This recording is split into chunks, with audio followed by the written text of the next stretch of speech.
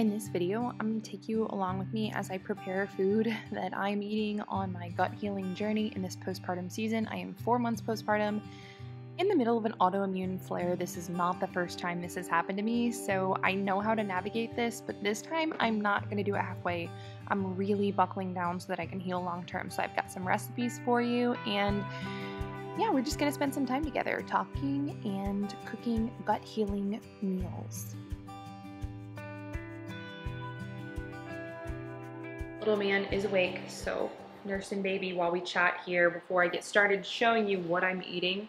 You know, there was a time where this video would not have applied to me because I had already healed my gut. I was in a great place, just enjoying great health, and ultimately that's the goal. I want to get back there to where I don't really want to learn or think about health stuff because it's just flowing naturally. And honestly, that's the place we were all meant to be in, unless you have some kind of congenital condition or an injury to where something just can't be fixed. I totally get that. That happens. But for those of us dealing with autoimmune and chronic symptoms, we want to get to a place to where we just don't have to think about health. At least that's where I want to be. So, you know, if you're watching this and you're in a great place with your health, I totally get it. This may not be for you. And if you're wondering if you're in a good place with your health, well, is it something you think about every day? You know, every day, is there something, whether that's extra weight or joint pain or mobility or fatigue or digestive symptoms or skin issues, every day is there a little something that you're just like, gosh, I just wish it wasn't like this. I wish I could get rid of this. And there's really not, like I said, a congenital explanation for it or something. Well, if that's you and it's something you think about every day that it's affecting your life, then maybe this video is for you. So I just wanted to give that disclaimer because, not everybody out there needs to watch this video or needs the information in this video. So when I talk about gut healing, the first step for me, and I'm actually talking about this over on Instagram a lot. So if you want to see it written out, just check out my Instagram stories. It's under my weight and health highlights. Maybe at some point I'll do blog posts and organize this a bunch, but we're just going to chat today, and I'm going to cook for you guys and show you some things that I'm eating, talk about what I'm eating, what I'm feeding my family. And when I, think about gut healing, the first step is I need to eliminate what's causing me harm right now. And some of that stuff is just like the processed food that we should never be eating. Some of that is really good quality food that's amazing and healthy, but it's hurting me right now because I've gotten myself in a bad place. Things like dairy, awesome. Eggs, I love my eggs. Even sourdough, such an amazing food, but I can't tolerate it right now. That doesn't mean that these are bad foods. That doesn't mean that they're unhealthy. That means that I just can't tolerate them right now because I need to heal my gut. So I just wanted to get that out there. I'm not talking about oh, this food's bad, this food's good. So where I'm at right now, I'm in the elimination process of gut healing where I've had to take things out of my diet because they will make me ill if I eat them. So grains, I cannot consume grains in any way, shape, or form right now at all. Dairy, unfortunately, I can have dairy if it's super long fermented. I'm gonna make this with you guys today. We're gonna make a really long fermented probiotic, targeted probiotic yogurt to reseed the microbiome. And when dairy is fermented for a really, really long time, then all the lactose breaks down and you can usually tolerate it, even if you're lactose intolerant. Use your own judgment there. But otherwise, I can't tolerate dairy and I can't tolerate eggs right now. This is such a shame, and this is not long-term for me. This is just because I'm in the middle of an autoimmune flare. I'm trying to heal my gut, and eventually I want to reincorporate all these amazing whole foods that are prepared properly and have a really well-rounded diet. But in the beginning of healing your gut, you do have to eliminate things. Now, this can be a little bit tricky when you have a husband and kids to cook for, because it's really easy to try to impose these things on other people. Oh, well, I can't have this now, so nobody can have this. Well, my advice there would be to just go back and think, the things that you're eliminating, are they actually bad foods, or are they just foods that you can't have right now? So things like seed oils and modern grains and ultra processed foods, those are things that I shouldn't be feeding my family anyway, but life gets crazy and you end up allowing those things in your house. So those are things that I don't feel bad cutting out for my whole family. Hey, I shouldn't have let us eat that stuff a bunch anyway. But as far as eggs, dairy, properly prepared grains like sourdough, I don't have to cut that out from my family just because I can't have it, because they're not experiencing the same like autoimmune type symptoms that I am right now. However, if there is somebody in your family who's having symptoms, maybe they would benefit from like an elimination diet to rule certain things out as well. There are all kinds of elimination diets. You guys know them, you've heard of them. There's AIP, which is autoimmune paleo.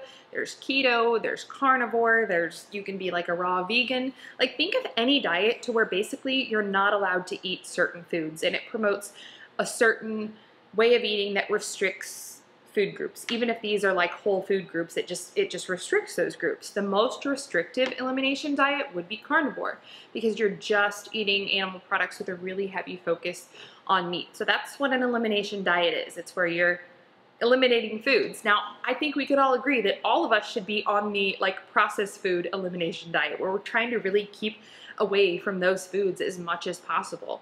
But after that, it can get really confusing, like which one of these, okay, I wanna heal my gut, I wanna get healthy, I've got all these symptoms, which one of these elimination diets do I go with first? And this is where I just have a little bit of a different opinion. If you've tried one of these diets and they've worked for you, amazing. Like that's what I want for everyone. I want everyone to find something that works for them so they can resolve whatever symptoms they have going on, heal their gut, and just enjoy good health and be able to take care of their family. So I'm not knocking any diet at all. I think of it like this, like what do raw vegans, carnivores, and bodybuilders have in common? Because you'll hear all of these people have these like fabulous testimonies of, you know, finding health by going on these different diets, but the diets are so different. Well, if they all started with the standard American diet, any one of those options is going to be exponentially better. So anyone who starts with the standard American diet of like super grain and sugar heavy, processed, carb loaded stuff that makes animal products seem bad, anybody who starts there and picks a diet where they're literally just eating real food, even if it's like plant-based or animal-based, they're going to see health improvements. So that's why I think it can be so confusing, because you've got one friend who went raw vegan and got healthier, and then one friend who went carnivore and got healthier, and you're like, well, which direction I go in? And I definitely have my opinions on those. Like I'm not a vegan, I don't, you know, do plant-based, but just getting away from the standard American diet, like that's the first place to start. But beyond that, it can get super confusing. And I think one really attractive thing about carnivore is it's easy. Like you don't have to think about it. You don't have to think about this long list of what you can eat, what you can't eat, and you don't have to go through the trial and error period of trying to find out what foods are bothering you. You literally just eat meat. And if you can tolerate eggs, if you can tolerate dairy, great. But it's really easy to figure out like, oh, okay, I'm just gonna eat steak and roast and like beef and bacon for every meal. And it's just easy. And I think that can be like so beneficial when you're starting a health journey or a gut healing journey from a place of extreme exhaustion and brain fog and pain, and like making a bunch of decisions and preparing elaborate meals and having lists of to-dos and to-don'ts. That's keeping you from getting started. And if you're watching this and that's you and you are facing so much overwhelm, by all means, look into something super restrictive like carnivore that is just simple and just get started with it. Do your research, like use your own judgment as always, but just get started. That is like the biggest step, getting started. So yeah, carnivore is gonna be your strictest elimination diet. It's something that a lot of people do long term, and you know, you can look into that, what that looks like. But it's a great jump start. Like I said, if you're one who really leans toward overwhelm, just get yourself into that place of consuming all those high quality animal products, watch the brain fog go away, and then you can make some decisions and do some more research. That is not a route that I have gone or that I'm interested in going as far as carnivore, because I've only ever healed my gut pregnant, breastfeeding, or both. And I hope to be pregnant again in the years to come, to have more babies and be breastfeeding. So that is something that is just a little too restricted and too drastic for me, because when I think about gut healing and getting better, I know that's gonna involve like a detox process, or you know, you might know it as a die-off process, and I can't have that be so extreme that it affects the baby as well. So that's just something I have to keep in mind. So I take a little bit of a gentler approach when I am healing my gut, and I just eliminate one thing at a time, let my body kind of detox and come off of that, and then we move on to the next thing on the list. And the first thing that I think that should be on everybody's elimination diet, unless you're having a big reaction to some other food, is grains, especially modern wheat. This is in everything. You guys will know this if you know somebody who's gluten-free. You know they have to read labels on everything, like ketchup. I mean, ranch dressing, for crying out loud. It's crazy how many things like wheat byproducts and gluten have worked their way into. And, you know, modern wheat is just not the same as what our great-grandparents were eating. It's been, you know, manipulated scientifically in such a way that they don't have to label it as GMO, but it is definitely modified, and it's never been proven safe for human consumption. So about 99% of grains on the market are modern grains that have been manipulated in this way. Unless you are deliberately sourcing heirloom or ancient grains, you're eating modern grains that have never been proven safe for human consumption. And there are just so many negative effects that they have on the microbiome. And so I think that's just place number one, to start with an elimination diet. And like I said, I go slow. I do one thing at a time, and I take at least an entire week of totally cutting that food out of my diet, and then just taking note of how I feel, how that changes things for me. And cutting out grains, I can tell you, if you're consuming them regularly, don't be surprised if you lose like a pound a day just from inflammation weight. Even if you didn't even like really think that you had weight to lose, the weight is going to absolutely fall off in those first few days to a week. So that's what I do first, is I cut out grains. And a big thing with that is when you cut grains, you're gonna notice that your added sugar intake goes down a lot, because what do we like to make with grains? Cookies, cakes, donuts, all the things, right? So you're gonna be consuming a lot less added sugar, but just take it like one thing at a time by cutting those grains out, and make sure you're not replacing them with processed food. So replace the grains with beef or eggs, or, you know, if you're doing raw dairy or some kind of animal product that you know you can tolerate and is going to be providing you nutrition. All right, let's get to cooking. Let's get this baby in a back wrap. The baby's 4 months old, and when I'm in the kitchen, he's already 16 pounds, so wearing him on my front, like I can do it, but he gets heavy after a while, and I just feel like he's hanging there in front of me, and he's not big enough for me to feel comfortable putting him on my back in a soft structured carrier, so I use my woven wrap. I love the woven. If I had to choose one woven wrap or one carrier, it would be this woven wrap, because I can use it for every stage, like, you know, newborn through toddler through, I think you can even wear bigger kids. This is an Oschaslings wrap. I think it's like a size 6, so I'll link it for you guys. It's awesome. Would highly recommend. They're not cheap, but they last forever if you take good care of them. So as far as elimination diets, like I said, I think they get mischaracterized because a lot of people don't understand what they're doing. They just want to lose weight, or they want to resolve symptoms, so they just pick an elimination diet and, you know, find one that feels good to them, but then they end up demonizing whole foods, which I personally don't think that any whole actual food is bad. I don't think vegetables are bad. I don't think meat is bad. I don't think eggs are bad. I don't think grains are bad. I think that things that we have done as humans to these foods to make them like ultra processed and unnatural, that can be really bad. Or when we don't prepare them properly, or we don't store them properly, we're not eating them in proper proportions, etc. I think that can be bad. That can have negative effects. And, you know, I actually have 3 new recipes for you guys this week. They'll all be linked in the description. And I wrote out in one of the recipes that we're going to be working on, which is a SIBO yogurt, because that's what we're talking about. We're talking about gut health here, and specifically when the gut is like, you guys know leaky gut, you've heard of that. Well, what that is when the you know, intestinal lining becomes more permeable than it should be due to bacterial or fungal overgrowth. And, you know, you have to find a way to fix that. That's what we're talking about here, is pushing back that overgrowth that should have never happened. And so I wrote out a detailed explanation of what SIBO is in the yogurt blog post. So go read that, because if you're having any chronic symptoms, especially any like autoimmune type symptoms, it's probably SIBO. You probably need to work on your gut health. And this is just my method for doing it.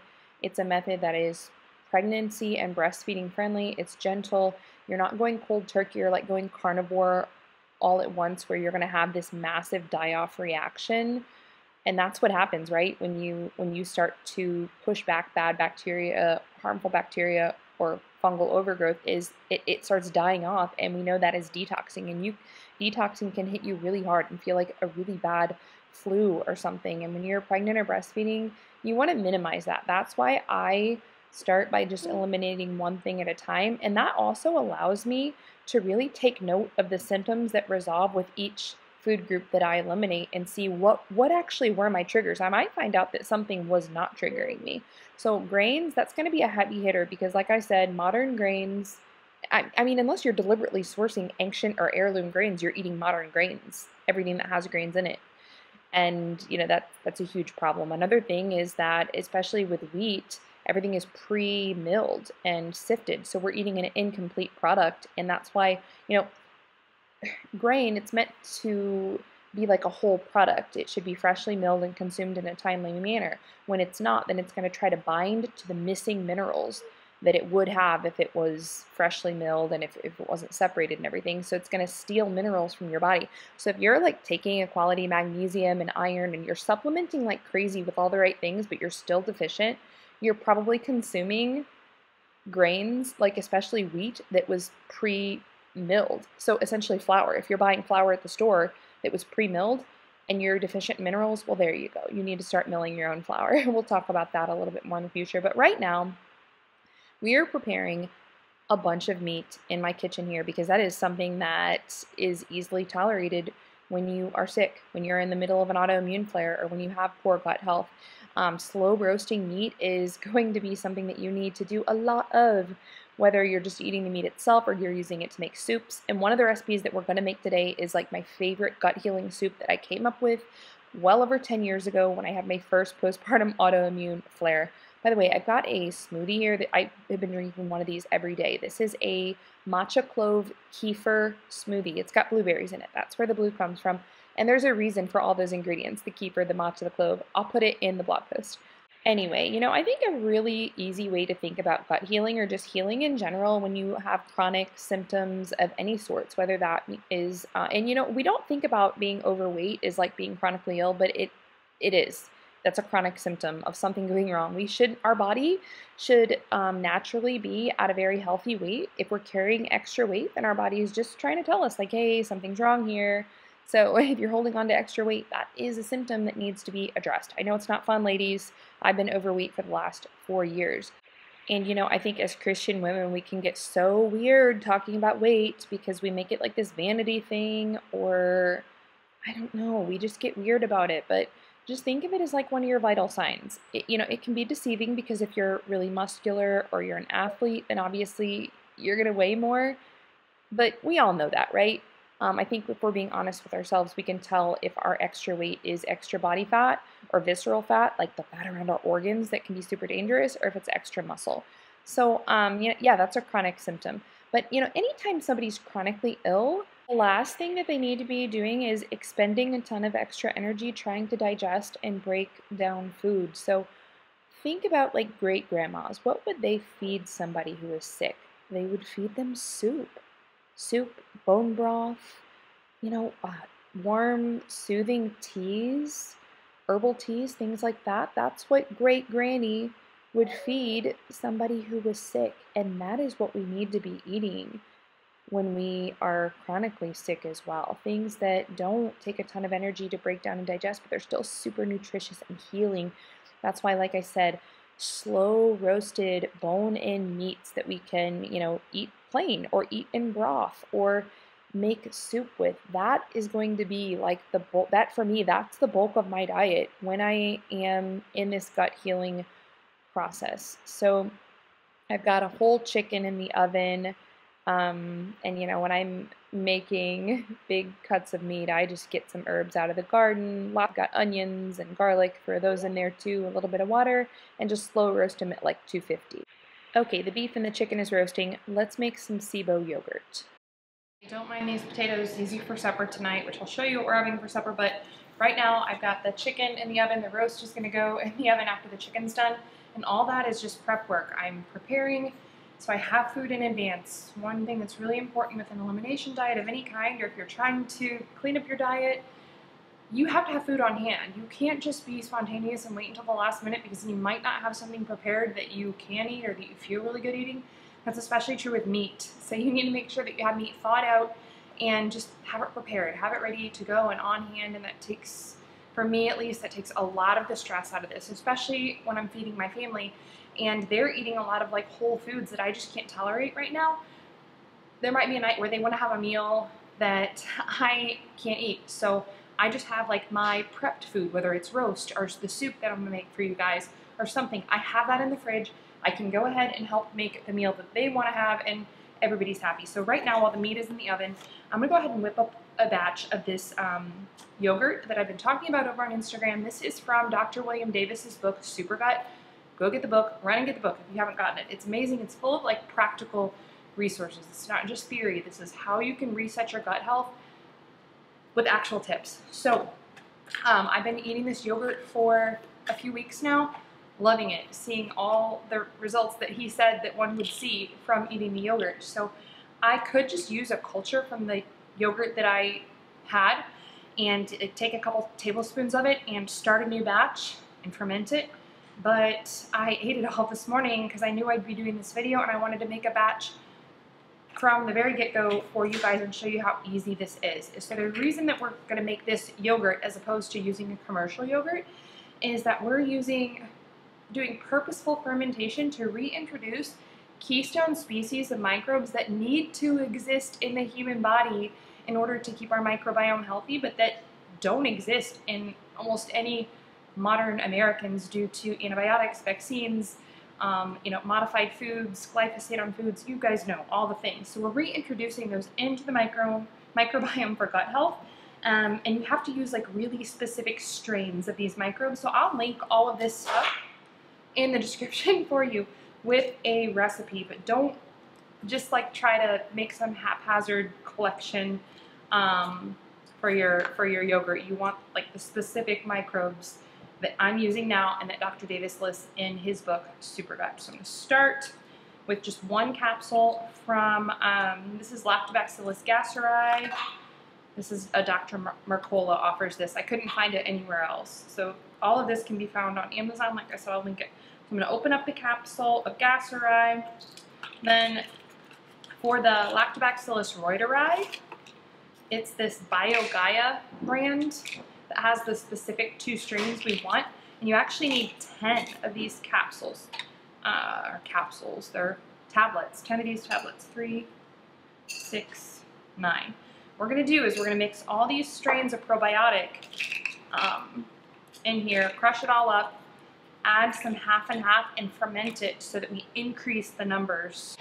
Okay, and last but not least, I need 1 capsule of this Bacillus coagulans, so these 3 different strains. Mixing together, I crush up the tablets, add my half and half, and ferment this. And like I said, I'll link the instructions for you if you want them in more detail. You also want to add inulin powder in with your, crushed probiotics before you add half and half. That's what's going to give you a really nice thick consistency to your yogurt. My cows aren't milk, so I don't have raw milk right now, but I do have this Alexander A2A2 very low temp pasteurized half and half, and that brand is from Azure Standard. Would highly recommend if you cannot source raw milk to make your ferments. At the end of this video, I'm going to show you exactly what I am eating in a day, and honestly, I'm eating basically the same thing every day. I'm a creature of habit anyway. It doesn't take much to make me happy, and when I know what makes me feel good right now and what makes me feel energized and like I'm healing, and so I'm just going to stick with that. I don't need a bunch of exotic different recipes. So I'll share all those recipes. Like I said, just click the more button below the video for the recipes, and I put a lot of time into writing the blog post too to help you guys understand how I came up with these recipes all those years ago when I was super successful in healing my gut. But if you don't want to do something this drastic, you just want to try a temporary elimination diet to see if there are any trigger foods that are causing you chronic symptoms. Like I said, start with grains. That's going to be a heavy hitter. Then move on to added sugars. I am not saying that all added sugar is bad. I don't think maple syrup's bad. I don't think honey's bad. I don't even think cane sugar in moderation is bad. I just think that we have gotten so gluttonous as a people. Like, I'm looking at myself in the mirror as I say this, and we use way too much of it. And, anyone with chronic symptoms and gut issues likely has some insulin resistance going on at the very least, if you're not like pre-diabetic or diabetic. And so the brakes need to be pumped on the added sugar until you have time to really correct that and heal your metabolism and get in a healthy place where you can really regulate that again. Okay, so let's move on to the next day. I'll show you this veggie bowl I'm eating, and then we're going to make some soup and finish our yogurt. The camera truly does not do this justice, like just how big of a bowl this is. This is a lot of food. I'm not starving myself. I am not super calorie restricting, and I'm definitely not missing out on essential nutrients. I think we've been so conditioned that we have to have, what's the food pyramid, right? Like the bulk of our diet should be grains, and that turns into just like carb loading and using grains as fillers, and then we end up missing out on the bulk of what our diet should be, which is like quality animal products. Meat should be the center of our meals. So there's a lot of meat in here, and as you can see, I combined leftover chicken soup, put some roast in there with like roasted onion, just combined it all. I'm not too worried about presentation right now. I'm not too worried about a specific recipe. These are just foods in here that I know I can tolerate. They're not going to make me sick. These are going to nourish me for the season of life I'm in with breastfeeding and all.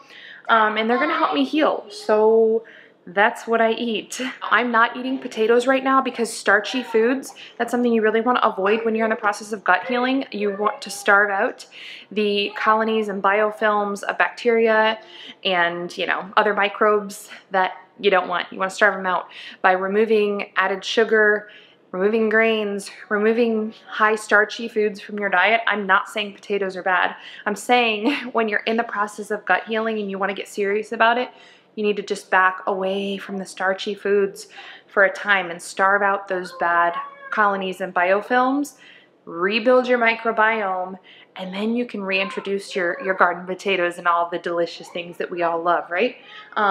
So my kids for lunch are having, I use that same pot roast, making several different meals with that, which is something I love to do. Just cook big hunks of meat and then have it on hand and make a lot of different meals. So this is like a loaded baked potato. These are actually white sweet potatoes that I get from Azure Standard. They're fabulous. And I just top them with the pot roast with good raw cheese. And this is lunch for the children. Super easy. Something like I had the baked potatoes prepped, I had the meat prepped, so it was really easy to throw these together. Now I have my lunch, they have their lunches. It's all clean, nutritious, nourishing food. Mine's just a little bit different because of what I'm dealing with and like how drastic I have to get with my gut healing right now.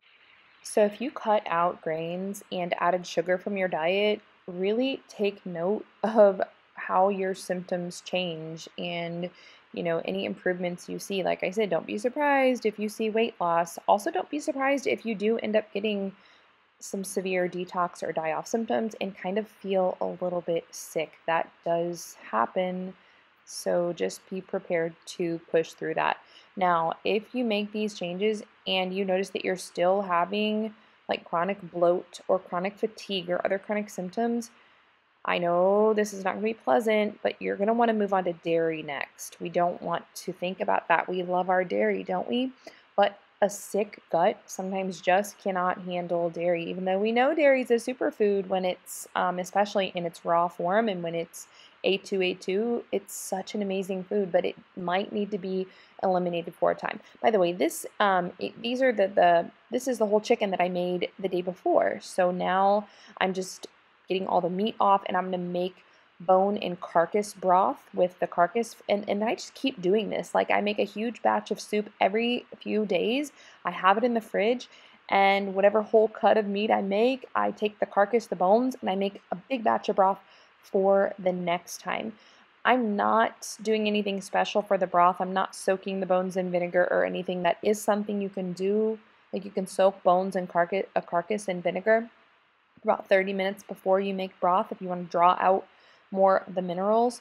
But I'm just, making a like short simmered bone broth that's that way it's low histamine and it doesn't cause me any extra problems. So I'm just covering like the carcass, the skin, the bones with water and simmering that for just a few hours, not overnight or anything, just in this gut healing period. Let's move on to make this gut healing soup. We'll talk a little more about eliminating dairy, eggs, or any other potential triggers. But I want to talk about the soup. So I came up with this like over 10 years back when I had my first autoimmune flare postpartum, and the ingredients are all very easy to digest most of the time, unless your SIBO is really, really, really bad. Then like I said, you might have to take it down to where it is almost only meat. Carrots tend to be really non-problematic. So carrots, that's a good one if you're just having a lot of food intolerance. And like I said, the way you know that is if you are eliminating things and you're still bloating. But all these ingredients, I broke down in my blog post why I selected all of them. So alliums in particular, your leeks, your onions, and your garlic have so many healing properties and they're antimicrobial. That's why I put those in there. If you are needing low FODMAP foods, then leeks are going to be your go-to. Another reason why I add leeks is they just add so much bulk, so much volume to soup. And I really like feeling full. I don't like, kind of like eating like a little bit just like a bird, especially when I'm pregnant or breastfeeding. I like to have a nice big bowl of something and feel very satiated and full, like something's really going to hold me over. So this soup definitely does the trick for me there. So far, yeah, I've got leeks, onion, garlic, carrot, celery. We're going to put some split peas in here, but the split peas are just a little bit starchy. They are a legume, and so that's something you just have to play around with and see if you can tolerate them. Like, let me just put it this way. If something in this soup is going to irritate your gut, it's going to be the peas, so just take them out. Herbs are so beneficial.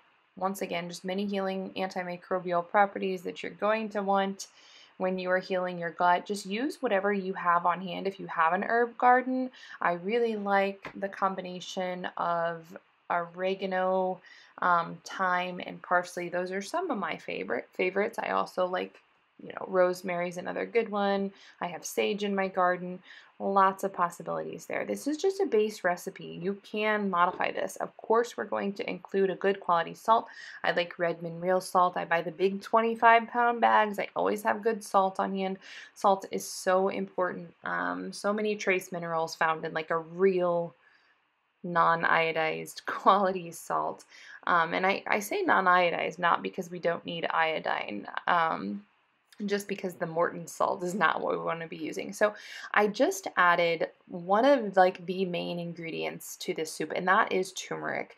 This is actually something I have to thank my mom for, because all those years ago when I was trying to figure out what to eat to just get better, she's like, you have to look into turmeric. And turmeric is going to be like such a heavy hitter in the soup because it really helps actually repair the intestinal lining and reduce permeability, so it's going to fix your leaky gut. Now, I will say if you're pregnant or breastfeeding, you really want to stay away from taking isolated curcumin or turmeric supplements and just use the culinary spice turmeric in your food, because taking the supplement or like a concentrated curcumin extract or something, it's can be dangerous in pregnancy. So don't do that. But I have memories of like all those years ago when I was in nursing school and everything, and just kind of getting made fun of because I always had orange food. Like, oh, Stephanie brought her orange soup again, or like her orange chick. Everything was orange because I put turmeric in everything. So that's just one of the main ingredients in the soup. So that recipe is on my blog now, with the full breakdown of why I chose each ingredient that I did. So just tap the more button below the video for that recipe. Let's fast forward to the next morning because the yogurt is finished. So this yogurt we long fermented for 36 hours. The reason we did that, like I explained before, is just to really increase those CFUs and get them up to a number to where they're going to have a really therapeutic effect and push the bacterial and fungal overgrowth back away from the gut. So here is that 36-hour fermented yogurt. This is what I've been eating every morning for breakfast. This is not something that I would, just me personally, I wouldn't start off adding ferments when you're starting the gut healing process. I would start off with the elimination diet.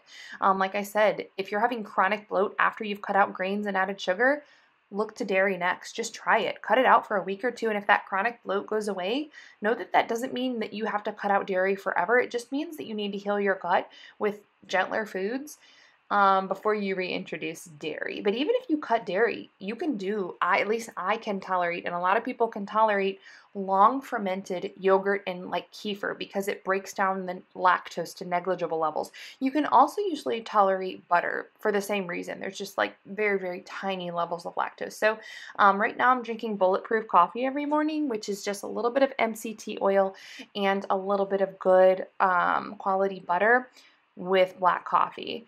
I will get back to my egg yolk lattes when I can tolerate cream and egg yolks. So I can't tolerate eggs right now. This is such a bummer. You know, when I went through the process and I realized, okay, the grains are gone, the added sugar's gone, I'm still having chronic bloat and symptoms, I've got to take away dairy. That fixed a lot of things, but I was still getting sick to my stomach, and it was easy for me to pinpoint because one of the only things I hadn't cut out, aside from like meat, veggies, and fruit, was eggs. So those are temporarily gone for me. I know that once this autoimmune flare passes, I will be able to add them back in, but I just have to write it out. If you're not in the middle of an autoimmune flare, but you still need gut healing, it might be a little harder for you to figure out what's bothering you. That's why you just really need to eliminate like one thing at a time and see if symptoms resolve. If symptoms don't resolve after a week of eliminating something, then you can probably add it back in and just proceed to like a good gut healing soup and proceed to adding in ferments. Like I said, do the elimination first for several weeks until you get rid of trigger foods, and then get, you know, onto foods that you can eat. Then add in your fermented foods and start reseeding your microbiome. This SIBO yogurt, like I said, I'm having it every morning. So it's a staple for me right now to really add back in those keystone microbes. So this is the part where I'm showing you what I eat in a day. I start the morning with I start by just drinking a little bit of water, you know, like priming the pump. Drink some water when you get out of bed. And then I'm having bulletproof coffee. If you can't tolerate coffee, then cut that back slowly, especially if you're pregnant or breastfeeding. Once again, just minimize, detox, and die off.